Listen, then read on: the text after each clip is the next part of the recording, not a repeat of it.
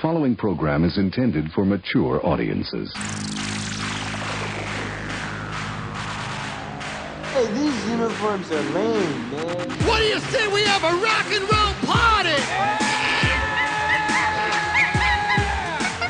You're listening to Basically a Sports Show. Follow us on Twitter at Basically Sports. Subscribe to our podcast on iTunes. And check out every episode of the show at basicallysports.tumblr.com. Now here's your hosts, Zach, Greg, Mike. And you're listening to Basically a Sports Show. While I'm thinking about it, I wanted to point this out. I told you guys that this Stanley Cup final was going to be really good. I said, don't think for a second that Pittsburgh's going to run away with this because Nashville's going to make this a tight series, and, well, here we are. I thought the Nashville would win the first game back in Nashville, but I was very surprised that they won the second one to tie it back up, yeah. Yeah, me too. And then you've got the NBA series, which, whew, I mean, I know the Cavs were here last year, but this one just feels different. Not feeling confident? Well, you know, what I've seen of it, the Cavs have played really well at times. And the Warriors kind of doing a Chicago Blackhawks, Pittsburgh Penguins type thing, going, yeah, well, watch this. That's what it feels like. I watched, what was it, game one, I think, because I was up in Fresno over the weekend for work. And, there's not a whole lot to do in Fresno. So I said, I'll watch the NBA Finals tonight. Fresno, I had Monte Carlo of the West. I muted the game halfway through the third quarter because it was just like, from everything I saw, it's like, yeah, the Cavs are doing fine. The Warriors are just better. They're just better, right? Yeah. So does this one end in a sweep, do you guys think? I kept saying 5. Like, I want to give the Cavaliers at least a game in Cleveland, but I think it depends on tonight. If the Cavaliers can win tonight, then it... Yeah, I just don't see last year happening again. If the Warriors win tonight, it's a sweep for sure. That's I just watched the Cavs, and I thought, but this is about as good as they can get, and Golden State just has another level that the Cavaliers don't have. That's what it kind of looked like to me. But it's just, I don't know.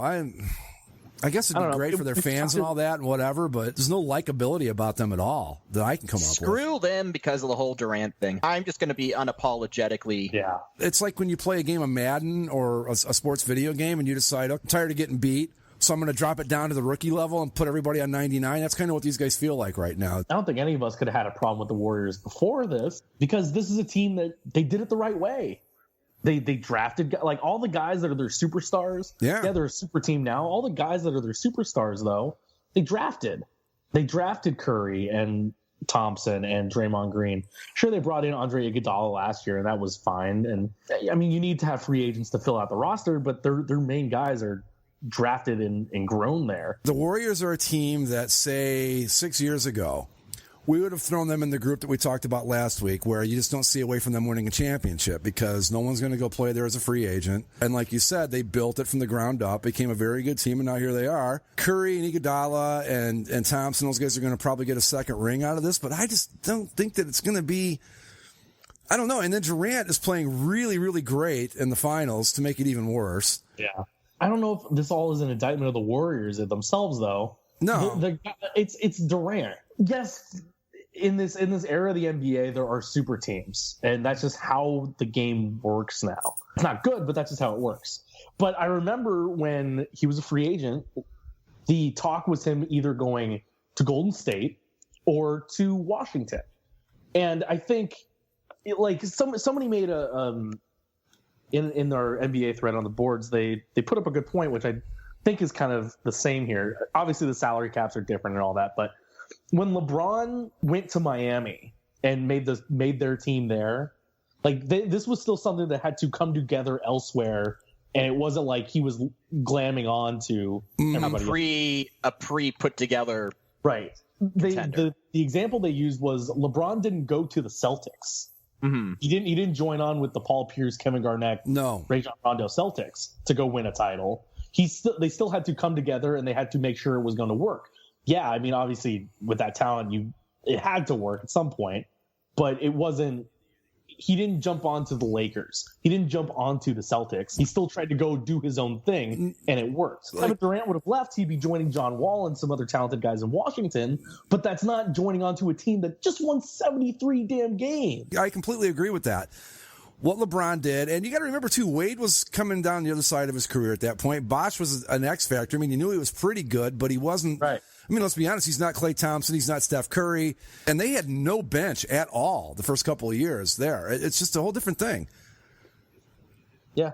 Yeah, no, it just doesn't sit right with me. And again, I know that you've got the right to do whatever you want and sign with whoever you want, but I'm not impressed by it. You can win 5 rings with these guys, but I think if you had done it in Washington, let's say you pulled an exact LeBron and did the same thing with like Washington or wherever, then I have more respect for it. But this is just like you said, it's just going to sign it. It's like the team won 73 games. Now we're going to add this guy. It's just bullshit. It's very Yankees-esque, where it's like, our super team didn't win the finals. That's all right. We'll just throw money at the hottest free agent in the offseason, and that'll fix it. If this is what the Warriors are going to be, if this is what the NBA is going to be, even the little bit that I did care and would like watch on these finals, it's boring. It's boring. Like the games are over halfway through. There's no point in watching these things. There's no excitement. You thought that finally when these two big teams would meet up again for the third time, maybe you get something. And these games haven't been any different than what we saw in the first 3 rounds from anybody. Nope. It's boring. Really, the only thing you can look at this series at this point is either the Cavs pull off another miracle and actually come back and win this thing, or you look at the history of Golden State going 16-0 in the playoffs. That's basically it. And it's just not terribly interesting. And like I said last week, another Cavs title would be great. It would be wonderful, but it's not going to have the impact that the one last year had. So there's really just not a whole lot here to get terribly excited about. Unless you're a Golden State Warriors fan, which good for you, I guess. The whole Durant thing is just, I don't know. It's just, we've said it a million times, but it just doesn't sit right with me. It feels like he cheated more so than LeBron ever did or anybody else that's ever done this. This is just to me, it's like, it feels like Karl Malone and like, yeah, I'm not gonna lie. The thing I enjoyed most about that Pistons championship was that, Karl Malone, it felt like he was taking the cheap way out, and it didn't pay off for him. The Lakers lost that year. I think the difference between that one and this, though, Karl Malone was at the end of his career, trying to finally get that one ring. Mm-hmm. Kevin Durant smack dab in the middle of his prime. Yeah, that's true. The other example that I think McCarthy threw out, imagine if Ovechkin joined the Penguins. Mm-hmm. That's what this is like, too, because not only was Kevin Durant not getting his titles, he was in the Western Conference on the second best team and kept losing to the Warriors. So he said, screw it, I'm going to go join them and go win the title. Imagine if Ovechkin said, you know what, I want out of Washington, I'm going to go be with the Penguins. Mm-hmm. And then he won a title. It'd be like, okay, Ovechkin finally got over the hump, but it wasn't his team. Like, he got a ring, but do you feel good about it? No. Does it validate him? I don't know. I don't want to say that he didn't earn this ring, because obviously he had to play in the games and he has to do what he has to do, and they still have to win. Yeah. But it just doesn't feel like he worked that hard to get it. The LeBron, Cavs, and even the Heat championships, those guys worked to get those, and they had to play good teams to get those rings. I don't feel like that's the case this time around. This team is just at a different level than everyone else in the NBA. I mean, didn't they? How many games did they win this year? I mean, I know they were actually on pace for a while to do another 73-9 type deal. The Warriors? Yeah. And it's just, I'm with Mike. I'm just going to come right out and say it. I don't like the Warriors, and I used to love Kevin Durant as a player, but not now. I just can't respect the guy that does that. Even in cases where players are at the end of their career, like to go to hockey, for example, Ray Bourque finally won his Stanley Cup with Colorado. But come on, everyone knows that Stanley Cup would have meant so much more if he had done it with Boston. But as a fan of the game, though, because Ray Bourque and who he was and all that, you were happy to see him get it, even though he got it with the Avalanche. It was at the end of his career. It wasn't like he left Boston 4 years in and said, screw this, I'm going to go to whoever was really good at the time. The guys at the end of the career, that I almost understand. I get it. You want to taste it one time, and I've got no qualms with Ray Bourque going to the Avalanche and getting that ring. Would much rather see him get it with Boston. It's like Zach said, it's like Ovechkin just saying, you know what, I can't beat the Penguins, so I'm going to join them. I will go a step further, though, and say that assuming Durant wins a couple, assuming they win this year, it looks like they're going to, and assuming they win, say, 1 or 2 more, I don't think that the rings validate him so much, because I don't know. I look back at LeBron, right, and I say, which one of LeBron's championships is going to be remembered most fondly? And it's the one in Cleveland.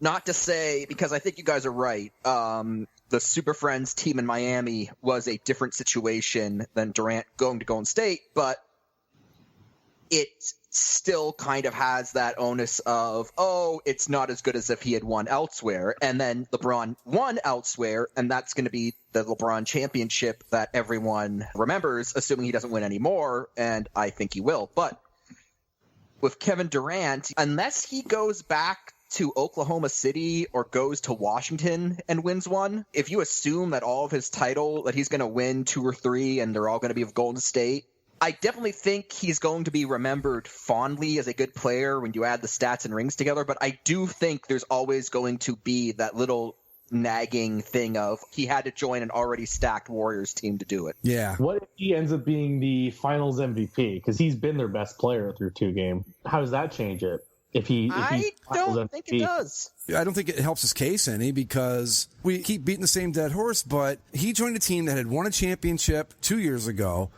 lost in the finals last year. It's not like he was the missing piece. Even that, I would say, okay, they needed to get over the hump. He saw himself as the guy to get them over the hump. I can respect that. That's not what happened here.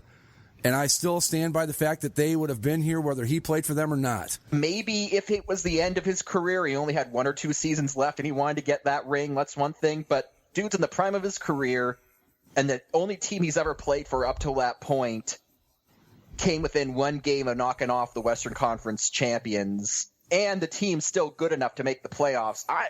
How do you not give it another shot? I don't know. Another thing, too, we talk about this legacy stuff and all that.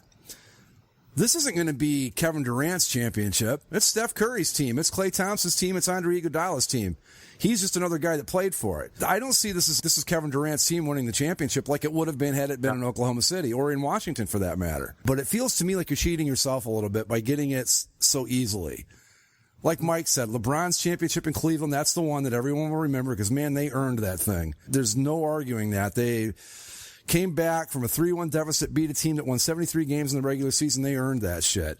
I can't look at Durant's ring this year and go, yep, he really earned that.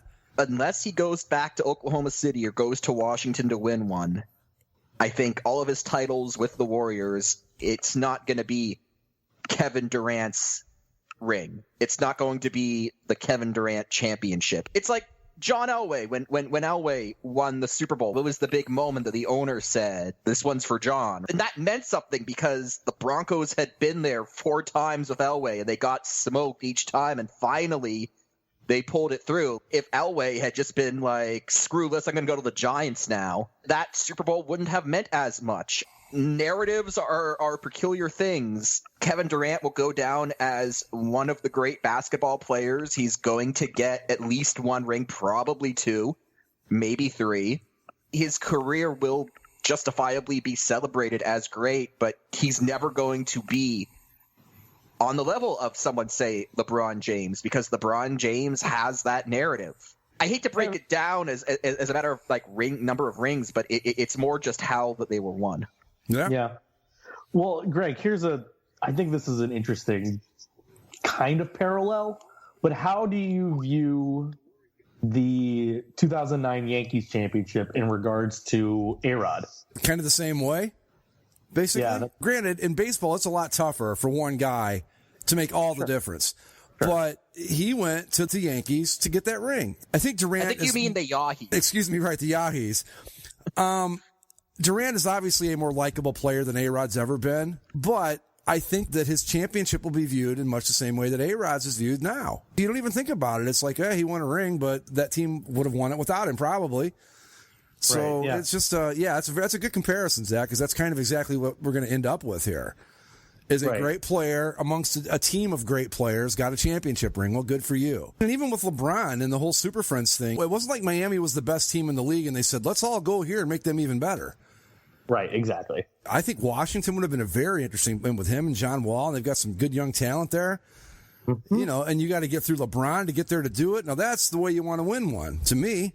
It's easy for us to say because we don't have to worry about winning a championship. I don't think it's a lack of perspective. I think if you asked LeBron James, and I think if LeBron James was being very candid about it, you'd ask him which one meant the most, it would be the one in Cleveland. Sure. I think you can see that just by the way he reacted to it last year. After every championship he won in Miami, he kind of had like this cocky smile on his face when he won, but when he won with Cleveland, he cried. Yeah. Well, I mean, look what he did. You had the whole championship drop thing for Cleveland, and he's the hometown kid and all that, and all the pressure that was on him his first time around with the Cavs. To finally pull it off. 3-1 deficit. Yeah. I mean, you write that as a Hollywood movie, nobody's going to buy it. They won't believe it for a second. Hometown kid plays for team, goes away, becomes hated, comes back, and becomes the hero. That doesn't happen in real life, except that it did. Anyway, yeah, I think they're going to get swept. Because Golden State's also got the whole thing of we blew a 3-1 lead last year. My Cavaliers, they got a little bit cocky about that whole thing. Yeah. You guys screwed up, and at least we didn't choke this away and blah, blah, blah, and that. So, yeah, Golden State's got a little bit of revenge factor going here, too. And they're just really, really good. Too, because they were a little banged up last year, too. They probably feel that if all things were equal, that they probably still would have beaten them. And they'd be working on 3 in a row. But you know what, though? As much as I don't like Kevin Durant or the Warriors, I read an article about Steve Kerr in Sports Illustrated last week. It's really hard not to like that guy. He's got the right attitude about everything. He's not one of these insane, I live, breathe, and eat basketball, and I'm a lunatic. I mean, he's got a great perspective, and I gained a whole new appreciation for him after reading that article. I want him to lose, but I'd be happy for him because he's a good guy, but the rest of them can fuck right off as far as I'm concerned. So.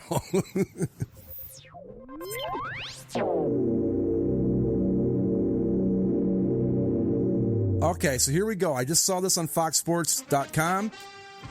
I want to see if we agree with this. 9 NFL teams that should wear throwback uniforms full time. Are we ready?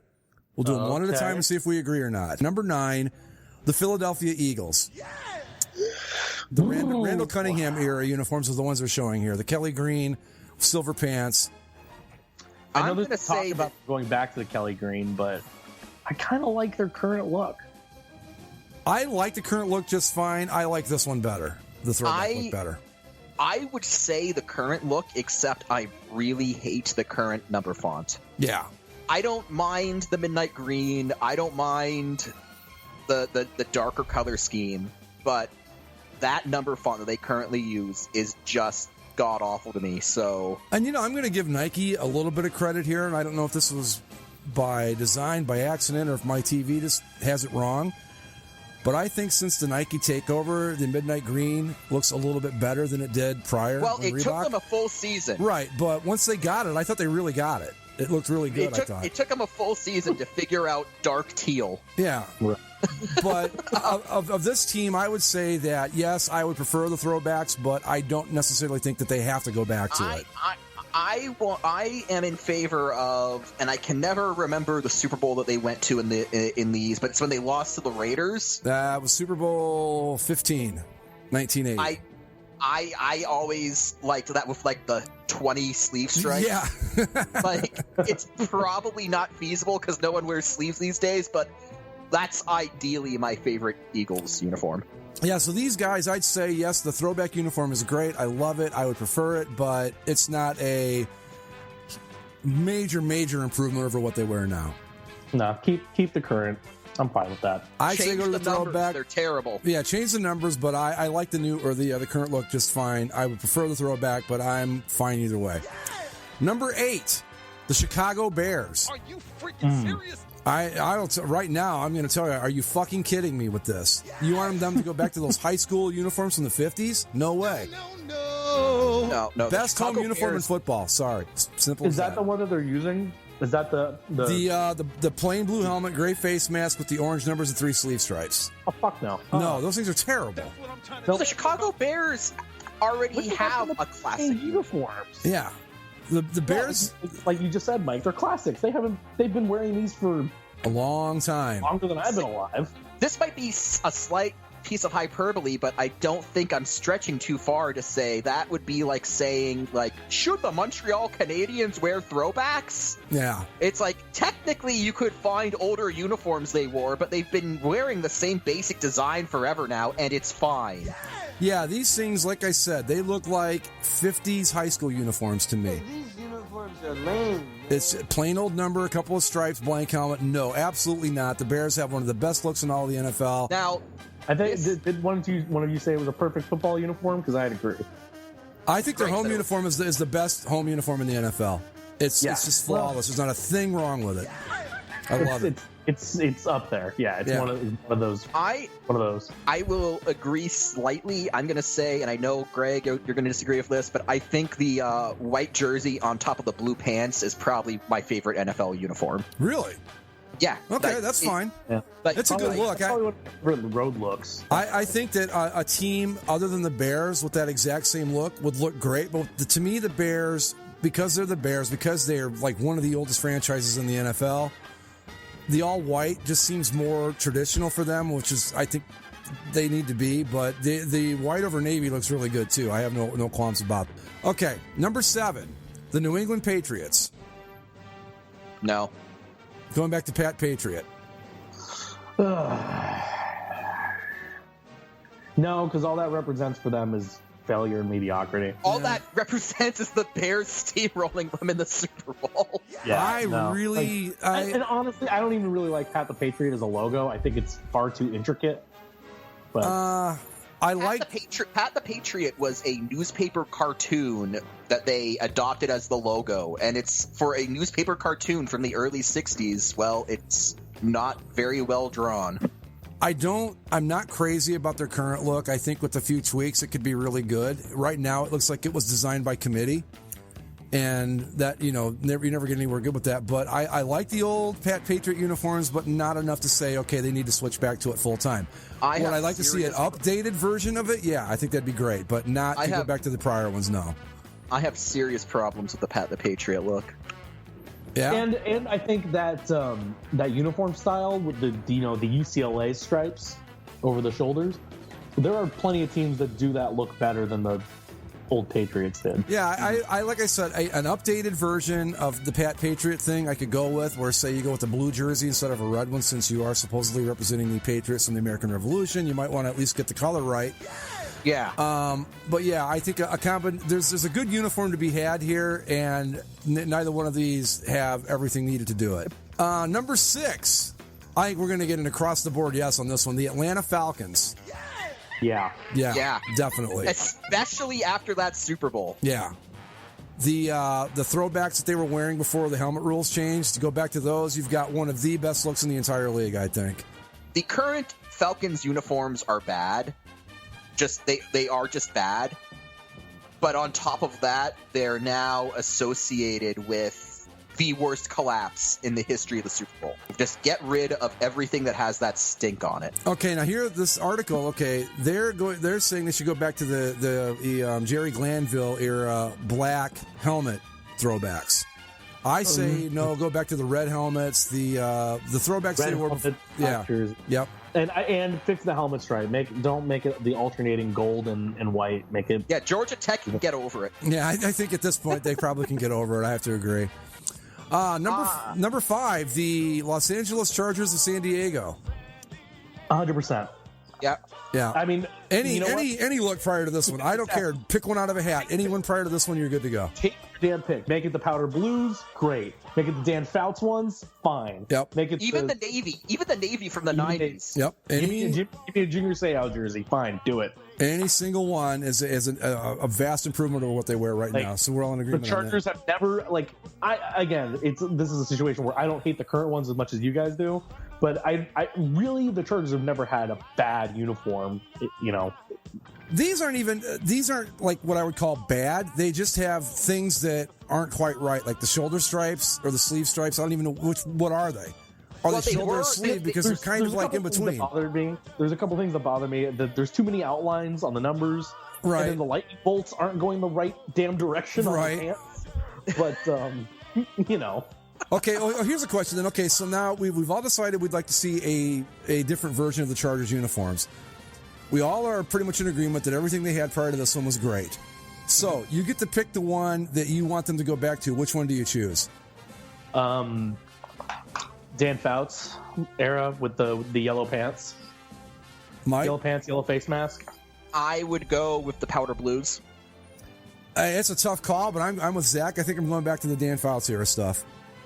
Yeah, but I'd be just as happy with the powder blue blues. with the hard yellow. Yeah. I really like those.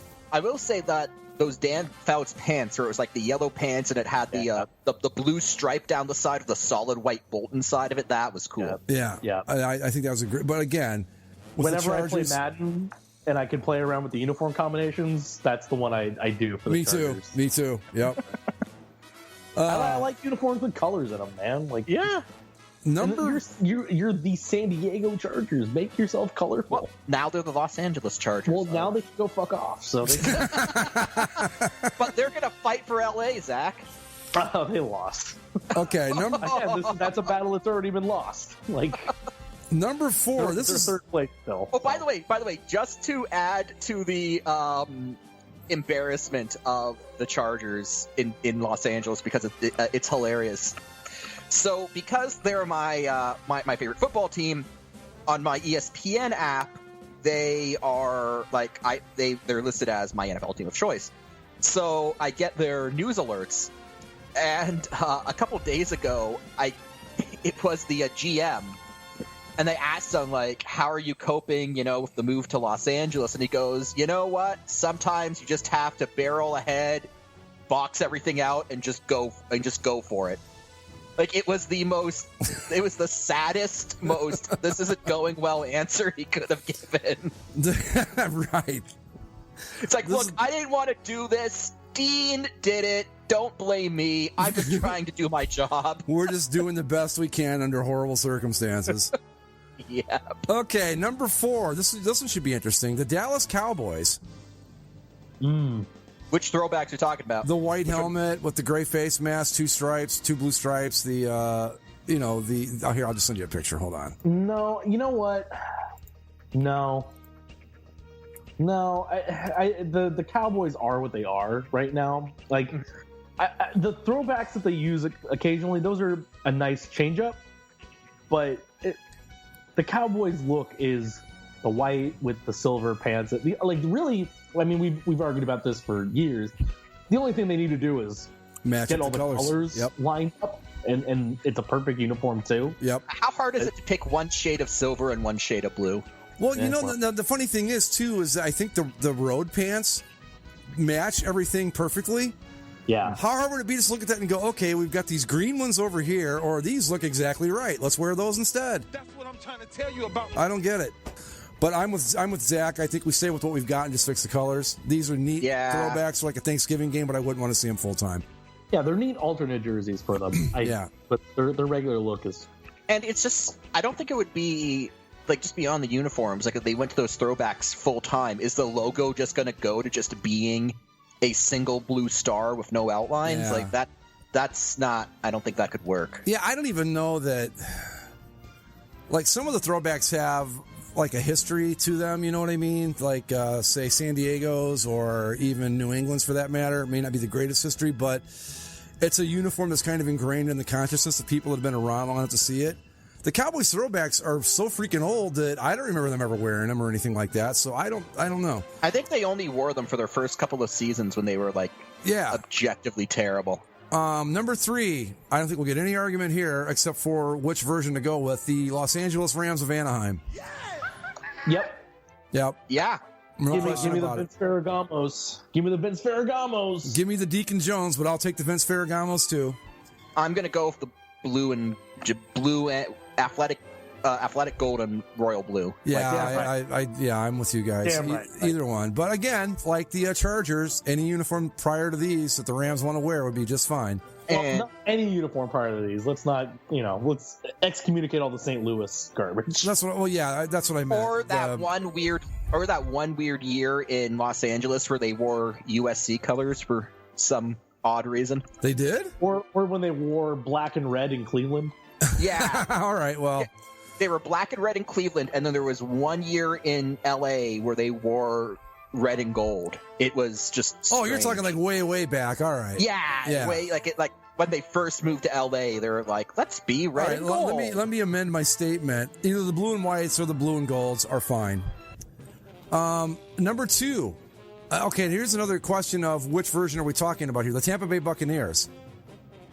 They have the creamsicle set listed as the one they want him to go back to.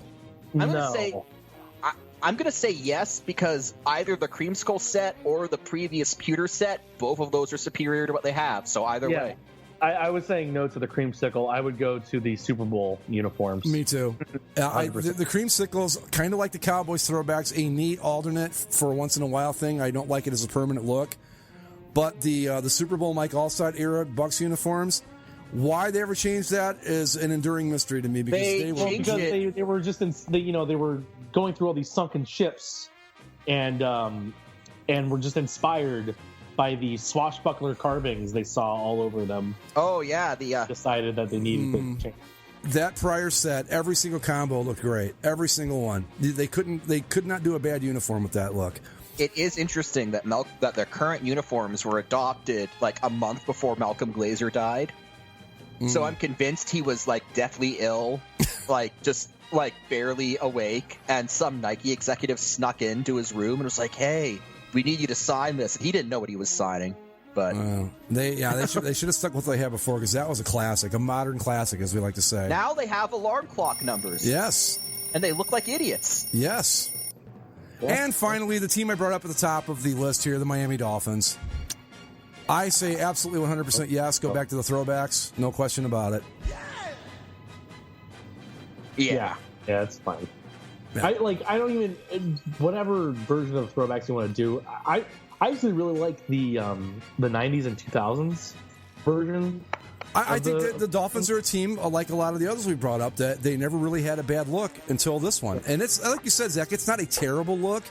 It's just boring. There's nothing exciting about it. It's just there. Yeah. I take a Zach Thomas version of the. Yeah, Dolphins. I don't know what. I think this is maybe their 72 Super Bowl uniforms. I don't know what year. Maybe it was 67. I read. I don't know, but the ones they've worn for the last 2 years, to me, are their best look, and I love it. I would say absolutely with the Dolphins. Yes. Yep. I think we're all in agreement on that, right? Oh yeah. Well, that's that little exercise. Ladies and gentlemen, let's bring it back. Zach's Tabs. Zach's Tabs. Well done, Mike. In the NHL's Stanley Cup final, Canadian celebrity, pretty well known, was caught wearing the wrong jersey. Oh. He's a self-proclaimed Toronto Maple Leafs fan, but was wearing a Pittsburgh Penguins jersey on Instagram. It was Justin Bieber. They put him on an ice floe and send him out to sea for that shit in Canada, don't they, Mike? Oh yeah, that's some serious stuff right there. Right. Of course, because he was at the ACC wearing a jersey with his own name on it. Okay. Oh god. Or sorry, it wasn't his name. It said Da Beebs on it. That's even worse. With the number 6. I get it. Do you guys get it? And so, then before the Stanley Cup final, he posted himself in a Pittsburgh Penguins jersey. And then, he caught some flack. So he took to Twitter to defend himself. And so I will read a selection from the Twitter account at Justin Bieber. Well, do it in his voice if you're going to do it. No. Oh, all right. I support all sports. Oh, by the way, there's no punctuation in any of this unless I say so. Okay. I support all sports. I'll put on any, all caps, any jersey from, all caps, any pro team. If I'm whack for wearing jerseys they give me out of love, then I'm whack with a capital W. Leafs above all other, but... Sorry, hold on. Leafs above all other... Wait, sorry. Jesus. Leafs above all, but other than that, you give me, just a letter, you give me... any jersey that looks cool, I'll throw it on. Yes!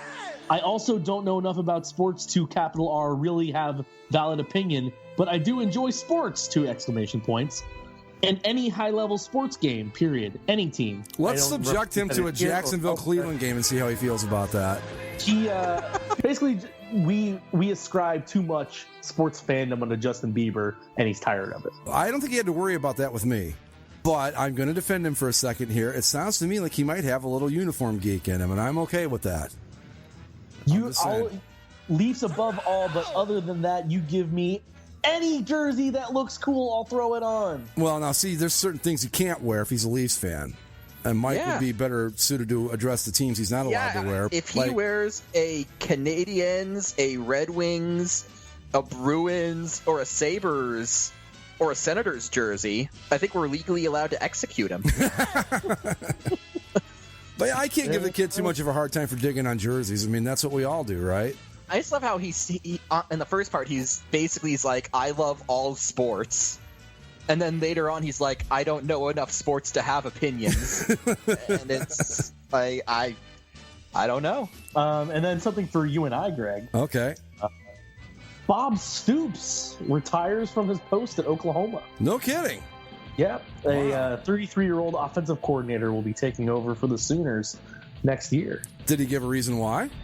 He had a press conference, but I didn't watch. That's interesting. That's a big job, Oklahoma. That's I think a top 15 job, man. Well, it's not open because... Right, but it will be. Here. It's too late in the process now to bring in somebody new, but if this guy doesn't do really, really well, it'll be open next year. And as somebody pointed out, that means that there are currently only 4 coaches in the NCAA footballs that have won a championship currently. Urban Meyer. 4 coaches. Urban Meyer. Nick Saban. Let me think here.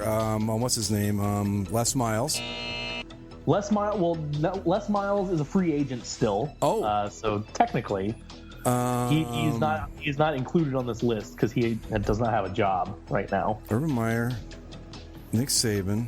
Who won this year? Clemson. Dabo Swinney.